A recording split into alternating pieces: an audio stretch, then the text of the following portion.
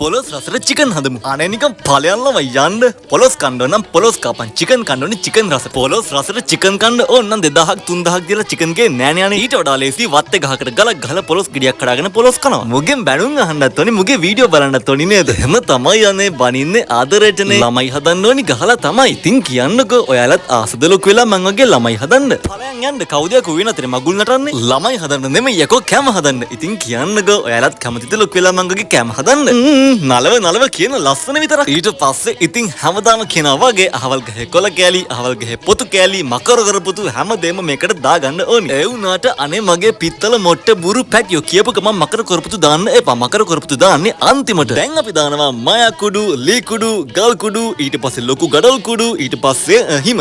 ඊට පස්සේ ඉතින් හිම දාලා බිම ඉඳගෙන හැඳි ගන්න තමයි තියෙන්නේ. අනේ එහෙම නෙමෙයි. ඊට කලින් අපි මේකට වැම්පයර් කෙනෙක්ගෙන් ගත්ත ලේ ටිකක් දාගන්න ඕනි. ඊට පස්සේ කොටුවට කපාගත්ත හාවෙක් නෙවෙයි කොටුවට කපාගත්ත හාවෙකින් ඉල්ලගත්ත කැරට් අලයක්. මෙන්න මේ වෙලාවේදී ඔයාලට පුළුවන් අල මෙච්චර වෙලා පෙරුම් පුරපුර හිටපු මකර කරපුතු ටික මේකට දාගන්න. එහෙනම් මං ගිහින් එන්නම් පරිස්සමෙන් ඉන්න. see you bye.